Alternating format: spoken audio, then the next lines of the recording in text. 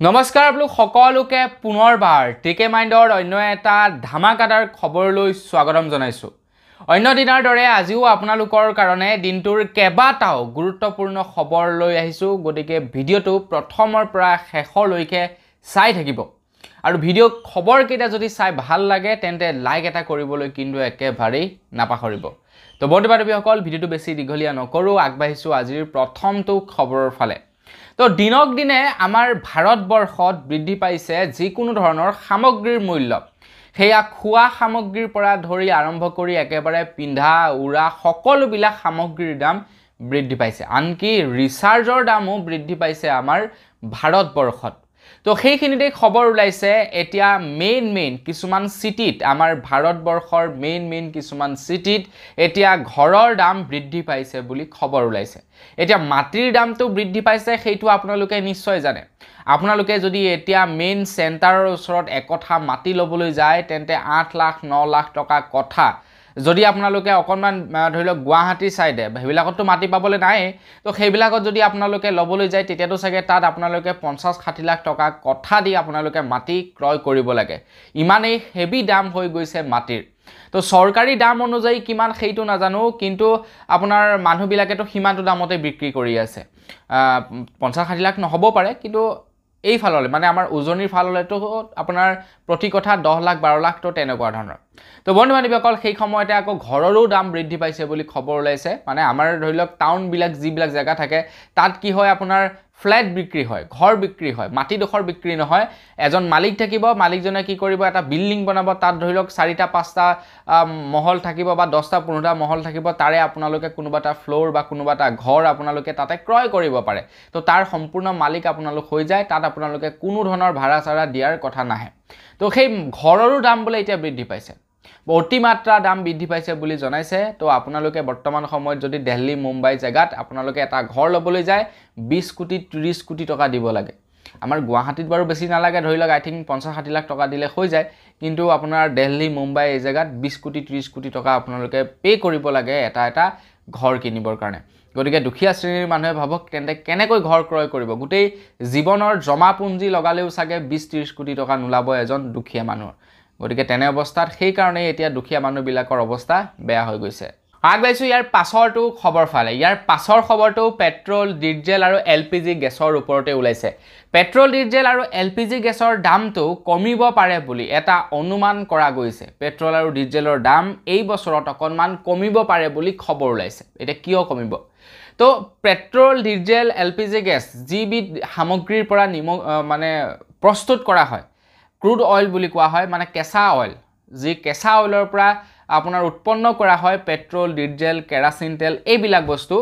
তো সেই ক্ৰুড অইলত যি নেকি টেক্স লাগে, চৰকাৰে যি নেকি টেক্স লগাই দিয়ে, তো সেই টেক্সটো অকণমান কমাই দিছে বুলি জনাইছে। তো আগতে টেক্স আছিলে আপোনাৰ 8,400 টকা আৰু এতিয়া টেক্স কমাই দি 5,700 টকা কৰি দিছে।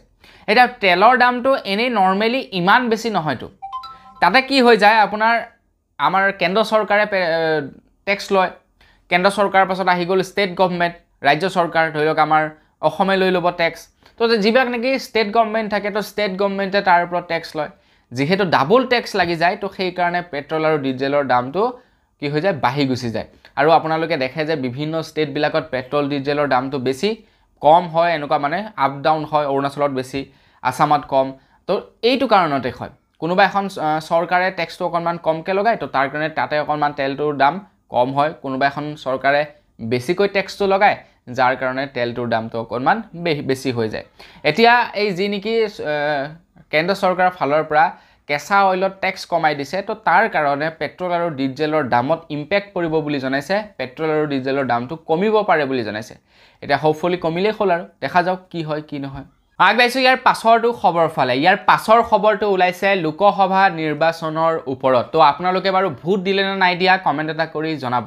তো এইবাৰ বহু লোকে ভোট দিবলৈ যোৱা নাই, কিন্তু এইটো এটা বেয়া কথা, এইটো এটা বেয়া অভ্যাস বুলি ক'ব লাগে। কাৰণ ভোট চবেই দিব লাগে। গণতান্ত্ৰিক এখন দেশত সকলোৱে নিজৰ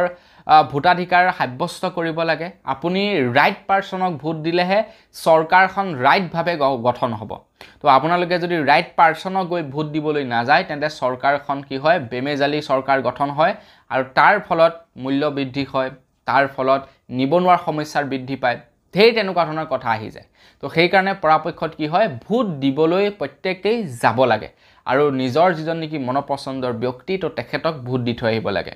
এতিয়া আমাৰ ভাৰতবৰ্ষত 4টা পৰ্যায়ৰ নিৰ্বাচন সমাপ্ত পৰিছে ইতিমধ্যে আৰু কেইবাখনো ষ্টেটত আৰু কেইবাটাও লোকসভা সমষ্টিত এতিয়াও বাকি আছে নিৰ্বাচন শেষ হ'বৰ কাৰণে তো লোকসভা নিৰ্বাচনৰ ওপৰতে খবৰ ওলাইছে বৰ্তমানলৈকে বোলে 67% মানুহে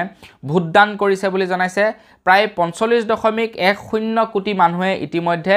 ভোটদান কৰিছে আৰু ভাৰতবৰ্ষৰ প্ৰায় 543খন লোকসভা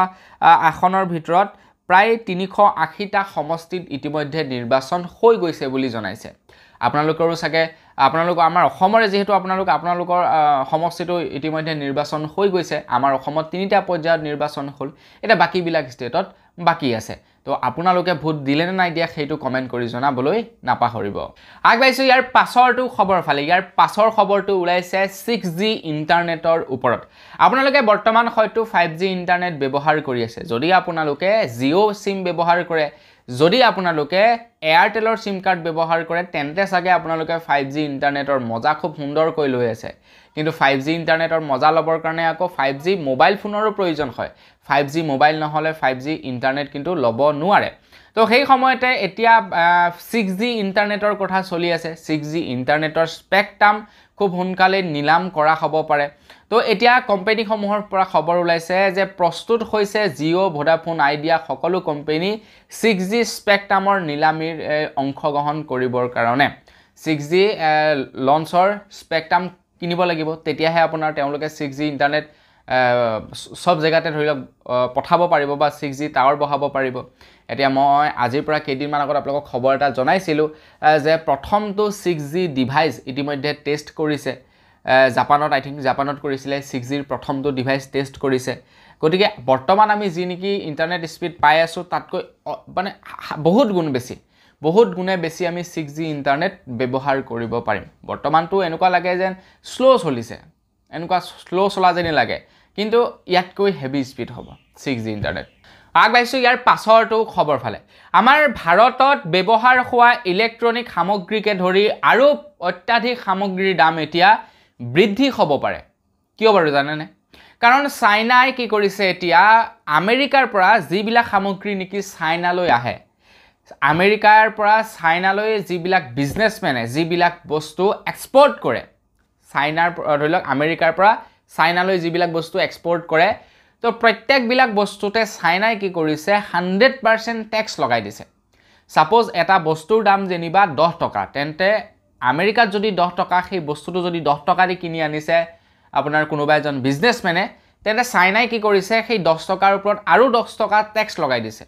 টোটাল 20 টকা হৈ গৈছে সেই বস্তুটোৰ কিনা দাম আৰু তাৰ পাছত কি হ'ব আপোনাৰ তাৰ যিসকল নেকি বিজনেছমেন থাকিব তাত তেওঁলোকে কিবা এটা প্ৰফিট খাব তো তেওঁলোকেটো 10% হলো প্ৰফিট খাব গতিকে তেওঁলোকে বস্তুটো কি হ'ব 20 পৰা 25 টকাৰ ভিতৰত বিক্ৰী কৰি দিব তো আলটিমেটলি ক'বলৈ গ'লে এতিয়া চাইনাত বস্তুৰ দাম বৃদ্ধি পাব যিবিলাক বস্তু নেকি আমেৰিকাৰ পৰা তেওঁলোকে এক্সপোৰ্ট কৰে যিবিলাক বিজনেছমেনে আমেৰিকাৰ পৰা এক্সপোৰ্ট কৰে এতিয়া আৰু আমাৰ আমেৰিকা আৰু আমাৰ ভাৰতৰ মাজত যথেষ্ট পৰিমাণৰ ৰিলেচন ভাল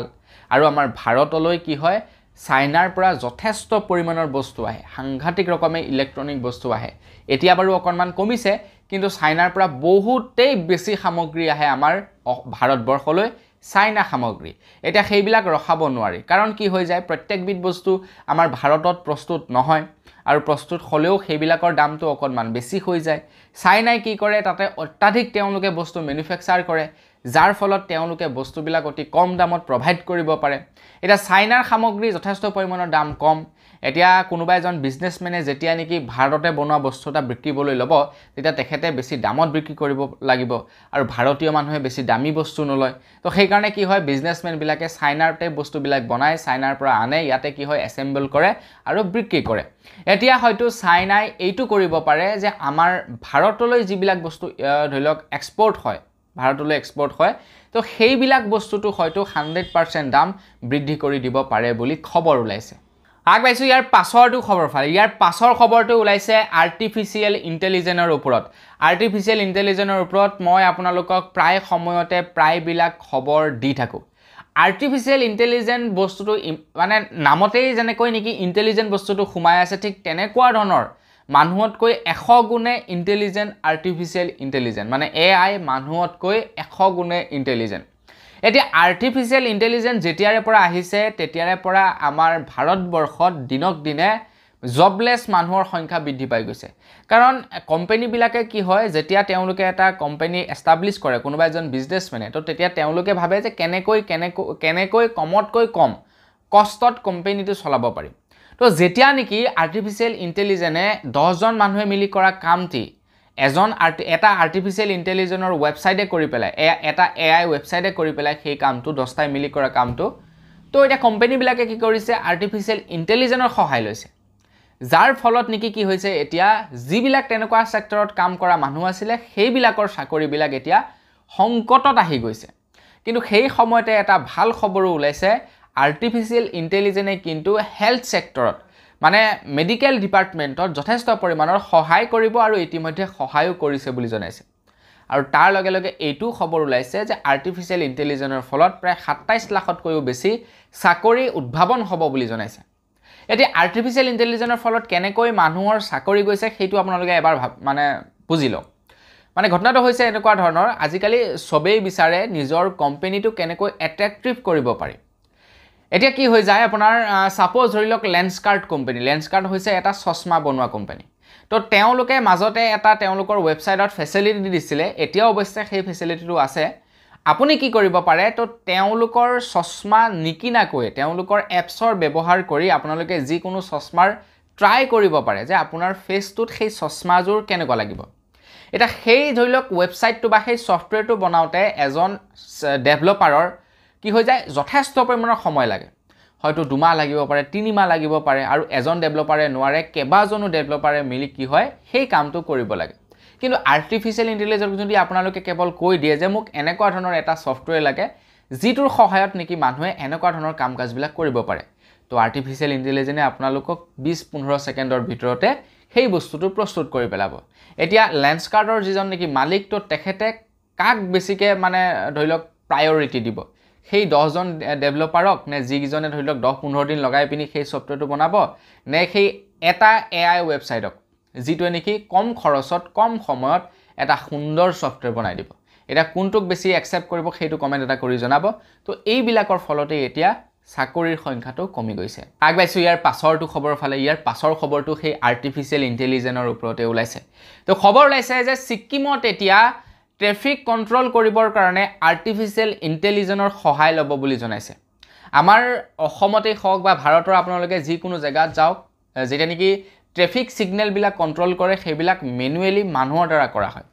সাপোজ ধৰি লওক আপোনাৰ সেই ফালৰ পৰা যদি মানুহ বেছিকৈ আহি থকা দেখা পাইছে তো এই ফালৰ পৰা অহা মানুহবিলাকক কি কৰে ব্লক কৰি দিয়ে তহতে যাব নালাগে সেই ফালৰ পৰা অহা মানুহবিলাক আহিলো তো এইবিলাক সব কি হয় মানুহে ম্যানুয়ালি কৰি থাকে তো তাৰ লগে লগে কি হয় কেনেবাকৈ যদি আপোনাৰ কোনোবা এজনে ট্ৰেফিক ৰুল ভাঙি গুছি যায় তো আজিকালি সিসি কেমেৰা লগাই থৈ দিয়ে তো সেই সিসি কেমেৰাত মানুহে চাই থাকে যে কোনে ট্ৰেফিক ৰুল ভংগ কৰিছে যদি কোনোবাই ভংগ কৰিছে তো তেখেতৰ স্কুটিখনৰ ফটো ল'ব বা গাড়ীখনৰ ফটো ল'ব নাম্বাৰ প্লেটটো জুম কৰিব আৰু সেই নাম্বাৰ প্লেটটোৰ এগেইনষ্টত কি হ'ব এখন লাইসেন্স এখন মানে চালান পঠাই দিব অনলাইন চালান পঠাই দিব কিন্তু আৰ্টিফিচিয়েল ইন্টেলিজেন্সে কি কৰিব সেইবিলাক যিবিলাক কাম নেকি মানুহে কৰি আছে সেইবিলাক আৰ্টিফিচিয়েল ইন্টেলিজেন্সে নাইকিয়া কৰি পেলাব আৰ্টিফিচিয়েল ইন্টেলিজেন্সে কি কৰিব অটোমেটিক্যালি চাব যে কোন ফালে মানুহ বেছিকৈ আহিছে আৰু সেই যিফালে আহি আছে তাৰ বিপৰীত ফালে ৰেড লাইট জ্বলাই দিব তাৰ লগে লগে কোনোবাই যদি ট্ৰেফিক ৰুল ভংগ কৰি পাৰ হৈ যায় তো তেখেতৰ স্কুটিখন অটোমেটিক্যালি ডিটেক্ট কৰি তেখেতৰ স্কুটিৰ নামত কি কৰিব এখন চালান পঠাই দিব তো মানুহে যিখিনি কাম কৰি আছিল সেইখিনি আৰ্টিফিচিয়েল ইন্টেলিজেন্সে এতিয়া অতি কম সময়তে সহজতে মানুহ ব্যৱহাৰ নোহোৱাকৈ কৰি পেলাব এটা সিকিমে সেই ব্যৱস্থা কৰিছে তেওঁলোকে আৰ্টিফিচিয়েল ইন্টেলিজেন্সৰ সহায় লৈছে তো তাতে আগবাইছো ইয়াৰ পাছৰটো খবৰ ফালে ইয়াৰ পাছৰ খবৰটো ওলাইছে ফোন পেৰ ওপৰত আপুনি বাৰু ফোন পে ব্যৱহাৰ কৰে নে নকৰে কমেন্ট এটা কৰি জনাব তো ফোন পে বস্তুটো যেটো মাধ্যমেৰে মানে পইচা ট্ৰান্সফাৰ কৰা হয় সেইটো কোৱা হয় ইউপিআই UPI মাধ্যমেৰে ফোনপেৰ জৰিয়তে পইচা ট্ৰান্সফাৰ কৰিব পাৰি অকল ফোনপে নহয় আমাৰ ভাৰতবৰ্ষত যিমানবিলাক নেকি পেমেন্ট গেটৱে আছে সকলোৱে UPI ব্যৱহাৰ কৰে আৰু UPI টো হৈছে সম্পূৰ্ণ এটা ভাৰতীয় বস্তু যিটোক নেকি এই কোম্পানীবিলাকে ব্যৱহাৰ কৰিছে বা ভাৰতৰ পৰা তেওঁলোকে সেই টেকনলজিটো কিনি লৈছে তো কিনি তেওঁলোকে তাতে কি কৰিছে তেওঁলোকৰ এপছত সেই বস্তুটো ইনক্লুড কৰি দিছে এতিয়া গুগল হৈছে বাহিৰা কোম্পানী নহয় জানো তো তেওঁলোকে ইচ্ছা কৰিলে বাহিৰৰ দেশ এখনতো সেই বস্তুটো কি কৰিব পাৰে প্ৰৱৰ্তন কৰিব পাৰে কিন্তু আমাৰ ভাৰতে যেহেতু সেই বস্তুটোৰ ওপৰত ট্ৰেডমাৰ্ক লৈ থৈছে তো গুগলে সেই বস্তুটো নিজে বনাব আৰু নোৱাৰে গুগলে নহয় দ্বিতীয়জন ব্যক্তিয়ে সেই UPI সিস্টেমটো বনাব নোৱাৰে হেতু মানে কেস হৈ যাব হেতু যদি কোনোবাই কৰে এতিয়া বন্ধু বান্ধৱীসকল খবৰ ওলাইছে যে শ্ৰীলংকাত আমাৰ ভাৰতে এতিয়া মানে ভাৰত নহয় ফোনপেৰ কি হৈছে এতিয়া তাতে সাৰ্ভিস লঞ্চ কৰিছে বুলি জনাইছে শ্ৰীলংকাত কিবা লংকা পে নে কিবা এটা চলে তো লংকা পেৰ লগত মাৰ্জ হৈছে ফোনপে এতিয়া ফোনপে তাতো কি হ'ব UPI পেমেন্ট একসেপ্ট কৰিব সাপোজ ধৰি লওক আপোনালোকে কেতিয়াবা শ্ৰীলংকালৈ ঘুৰিবলৈ গ'ল তো আপোনালোকে শ্ৰীলংকাৰ পইচা এক্সচেঞ্জ কৰাৰ প্ৰয়োজন নাই আপোনালোকৰ ওচৰত যদি ফোনপে থাকে তো আপোনালোকে তাতে কি কৰিব পাৰে ফোনপেৰ জৰিয়তে পেমেন্ট কৰিব পাৰিব বুলি জনাইছে তো এইটোটা আমাৰ কাৰণে ভাল খবৰ ঠিক তেনেকৈ এতিয়া প্ৰায়বিলাক দেশতেই গুগল পে হৈছে বা অনলাইন হৈছে আৰু ফোনপে চনপে এইবিলাক পেমেন্ট গেটৱে হৈছে য'ত নেকি আমাৰ সুবিধা হ'ব আমি যদি কেতিয়াবা ট্ৰেভেল কৰিবলৈ যাওঁ তো আমাক মানে কাৰেন্সি এক্সচেঞ্জ কৰাৰ প্ৰয়োজন নাই অনলাইন মাধ্যমেৰে আমি পইচা ট্ৰান্সফাৰ কৰিব পাৰিম আগবাইছো ইয়াৰ পাছৰটো খবৰ ফালে ইয়াৰ পাছৰ খবৰটো ওলাইছে কোভেক্সিন ইনজেকচনৰ ওপৰত কোভিচিলৰ নিচিনাকৈ কোভেক্সিন ইনজেকচনো দিয়া হৈছিলে কিছুমানে কোভিচিল লৈছিলে কিছুমানে কোভেক্সিন ইনজেকচন লৈছিলে কৰোনা মহামাৰীৰ সময়ত তো আপুনি বাৰু কোনটো লৈছিলে কোভেক্সিন লৈছিলে নে কোভিচিল ইনজেকচন লৈছিলে কমেন্ট এটা কৰি জনাব মই কোনটো লৈছিলো এক্স্যাক্টলি ক'বলৈ গ'লে পাহৰি থাকিলো কোভিচিন লৈছিলো নে কোভেক্সিন লৈছিলো হেতু পাহৰিলো তো আপোনাৰ যদি মনত আছে কমেন্ট এটা কৰি জনাব আপোনালোকে কোনটো ইনজেকচন লৈছিলে এতিয়া আপোনালোকে হয়তো কোভিচিল ইনজেকচনৰ বিতৰ্কৰ বিষয়ে শুনিছে কোভিচিল ইনজেকচন যি সকলে লৈছিলে তো তেওঁলোকৰ দেহত সাইড ইফেক্ট হ'ব পাৰে বুলি এটা খবৰ ওলাইছিলে হেতুৰ বিষয়ে হয়তো আপোনালোকে ভালদৰে গম পায় ময়ো আপোনালোকক কেবাটাও খবৰ জনাইছিলো যে আসল মামলাটো হয় কি এতিয়া কোভেক্সিন ইনজেকচনৰ ওপৰতো খবৰ ওলাইছে যে কোভেক্সিন ইনজেকচন লোৱাৰ ফলতো বুলে সাইড ইফেক্ট হ'ব পাৰে বুলি জনাইছে খবৰ ওলাইছে যে ইয়াৰ ফলত যিবিলাক নেকি ইয়ং সোৱালি আছে ইয়ং সোৱালি তো তেওঁলোক ইয়াৰ কোভেক্সিন ইনজেকচনৰ ফলত বেছিকৈ প্ৰভাৱিত হ'ব বুলি জনাইছে ইয়ং সোৱালি বিলাক বেছিকৈ প্ৰভাৱিত হ'ব কোভেক্সিন ইনজেকচনৰ ফলত তো কমেন্ট এটা কৰি জনাব আপুনি যদি এগৰাকী মহিলা আপুনি কোনটো ইনজেকচন লৈছিলে হেতু কমেন্ট এটা কৰি জনাব আগবাইছো ইয়াৰ পাছৰটো খবৰ ফালে ইয়াৰ পাছৰ খবৰটো ওলাইছে মছলা বিতৰ্কৰ ওপৰত তো আমাৰ ভাৰতবৰ্ষত যিবিলাক নেকি মছলা বিক্ৰী হয় সেইবিলাক মছলা 2 নম্বৰী বুলি এটা খবৰ ওলাইছিলে আৰু সুপ্ৰিম কোৰ্টে এটা নিৰ্দেশনা দিছিলে যে মছলা প্ৰত্যেকবিধ মছলাৰ কোম্পানী এতিয়া নিৰীক্ষণ হ'ব লাগে যে তেওঁলোকে মছলা কেনেকৈ প্ৰস্তুত কৰে কাৰণ ভাৰতৰ বাহিৰৰ যিমানবিলাক দেশ আছে প্ৰায়বিলাক দেশলৈ আমাৰ ভাৰতে মছলা সাপ্লাই কৰে এটা কেনেবাকৈ যদি এই কথাটো উলাই পৰে যে আমাৰ ভাৰতীয় মছলা ভেজাল তো তেতিয়া বাহিৰা দেশবিলাকে ভাৰতীয় মছলাবিলাক নিকিনিব যাৰ ফলত নেকি ভাৰতৰ যথেষ্ট পৰিমাণৰ লোকচান হ'ব ভাৰতৰ যথেষ্ট কোটি কোটি টকাৰ লোকচান হৈ পৰিব তো সেই কাৰণে সুপ্ৰিম কোৰ্টে তৎকালীনভাৱে এটা নিৰ্দেশনা দিছিলে যে ভাৰতবৰ্ষত যিমানবিলাক নেকি 2 নম্বৰী বনোৱা মছলা কোম্পানী আছে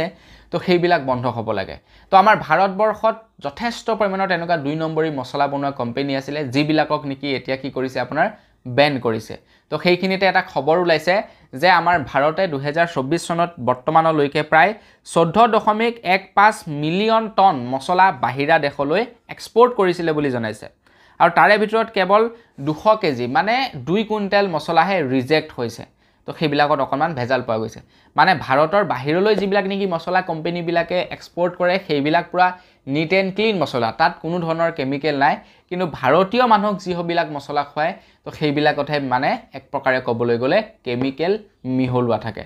তো আপোনালোকে বাৰু ঘৰত নিজে পিছা মছলা খায় নে বজাৰৰ পেকেট মছলা খায় কমেন্ট এটা কৰি জনাব তো আপোনালোকে পাৰিলে পেকেট মছলাটো কমাই ঘৰতে যেটো মছলা পিছা যায় তো সেই মছলাটো সেৱন কৰক আগবাইছো ইয়াৰ পাছৰটো খবৰ ফালে ইয়াৰ পাছৰ খবৰটো ওলাইছে আম আদমি পাৰ্টিৰ দিল্লীৰ মুখ্যমন্ত্ৰী অৰবিন্দ কেজৰিৱালৰ ওপৰত আপোনালোকেতো নিশ্চয় জানেই যে দিল্লীৰ মুখ্যমন্ত্ৰী অৰবিন্দ কেজৰিৱালক ইডিয়ে গ্ৰেফতাৰ কৰিছিলে তেখেতক তিহাৰ জেলত ভৰাই থোৱা হৈছিলে তো দিল্লীৰ মুখ্যমন্ত্ৰী অৰবিন্দ কেজৰিৱালে 1 তাৰিখ পৰ্যন্ত 1 জুন পৰ্যন্ত তেখেতে বেল লাভ কৰিছে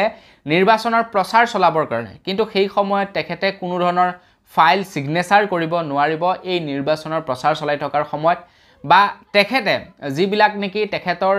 বিৰুদ্ধে সাক্ষী প্ৰদান কৰিছিলে তো সেই সাক্ষীবিলাককো তেখেতে লক কৰিব নোৱাৰিব বাকি তেওঁ নিৰ্বাচনৰ প্ৰচাৰ চলাব পাৰিব বুলি জনাইছে এতিয়া তেখেতে নিৰ্বাচনৰ প্ৰচাৰ চলাই থকাৰ সময়তেই তেখেতে কৈছে যে তেখেতে যেতিয়া নেকি জেলত আছিলে তেখেতক 15 দিন ইনসুলিন দিয়া নাছিলে বুলি কৈছে ইনসুলিন বুলে তেখেতক লবলৈ দিয়া নাছিলে তেখেত হৈছে এজন সুগাৰ পেশেন্ট তেখেতে ডেইলি ইনসুলিন লব লাগে কিন্তু তেখেতক 15 দিন ইনসুলিন লবলৈ দিয়া নাছিলে তো সেই কাৰণে অৰবিন্দ কেজৰিৱালে কৈছে যে আপোনালোকে যদি মোক জেলৰ পৰা ৰেহাই হোৱাটো বিচাৰে তেন্তে ঝাৰুৰ চিনত আপোনালোকে ভোট দিয়ক ঝাৰুৰ চিনৰ বটনত টিপি মোক আপোনালোকে জয়যুক্ত কৰক আৰু জেললৈ যোৱাৰ পৰা মোক বচাওক বুলি তেখেতে ৰাইজৰ আগত এইটো এটা মানে ৰিকুৱেষ্ট কৰিছে তো বন্ধু-বান্ধৱীসকল আপোনালোক বাৰু কোন পাৰ্টিৰ সমৰ্থক নিৰ্বাচনটো গলে এতিয়া ওপেনলি কৈ দিয়কচোন আগবাইছো ইয়াৰ পাছৰটো খবৰ ফালে ইয়াৰ পাছৰ খবৰটো সেই আম আদমি পাৰ্টিৰ ওপৰতে ওলাইছে মই যোৱাকালিৰ খবৰত আপোনালোকক জনাইছিলো যে আম আদমি পাৰ্টিৰ অৰবিন্দ কেজৰিৱালৰ পাৰ্সনেল যিজন নেকি এসিস্টেন্ট মানে যাক পিএ বুলি কোৱা হয় তো সেই পিএ জনে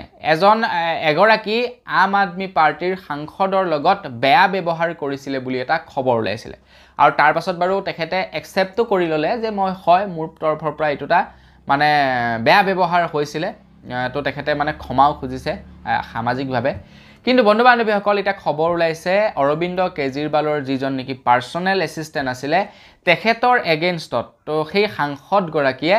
এফআইআৰ ৰুজু কৰিছে বুলি জনাইছে এফআইআৰ দাখিল কৰিছে বুলি জনাইছে তো যিজনক নেকি বেয়া ব্যৱহাৰ কৰিছিল তেখেতো আম আদমি পাৰ্টিৰে আছিল আম আদমি পাৰ্টিৰ এগৰাকী সাংসদ আছিল তো তেখেতৰ ওপৰত বেয়া ব্যৱহাৰ কৰিছিল পাৰ্সনেল এসিস্টেন্ট জনে আগবাইছো ইয়াৰ পাছৰটো খবৰ ফালে ইয়াৰ পাছৰ খবৰটো ওলাইছে বতৰৰ ওপৰত তো আপোনালোকৰ তাতে গৰম এইকেইদিন কেনেকুৱা পৰিছে কমেন্ট এটা কৰি জনাব তো বতৰ বিজ্ঞানীৰ তৰফৰ পৰা এটা খবৰ ওলাইছে যে 2023 চনত ইমানেই মানে গৰম হৈছিলে বিগত 2000 বছৰত হিমানটো গৰম হোৱা নাছিলে বুলি কৈছে মানে ইমানেই অত্যাধিক গৰম হৈছিলে 2023 চনত এতিয়া এই 2024 চনত বুলে 2023 চনতকৈও বেছি গৰম হ'ব বুলি জনাইছে তো গতিকে ভাবক আপোনালোকে কিমান লেভেলত গৰম হ'ব পাৰে কিটো পৰ্যায়ত এই 2024 চনত গৰম হ'ব পাৰে হ্যাঁ আমাৰ ইয়াতে আপোনাৰ সেই 3 দিন মান আগৰ পৰা গৰম দিয়াটো ষ্টাৰ্ট কৰিছে কিন্তু আৰম্ভণিৰ দিনাখনে মানুহক পানী খুৱাই দিছে ইমানে লেতেৰা গৰম দিছে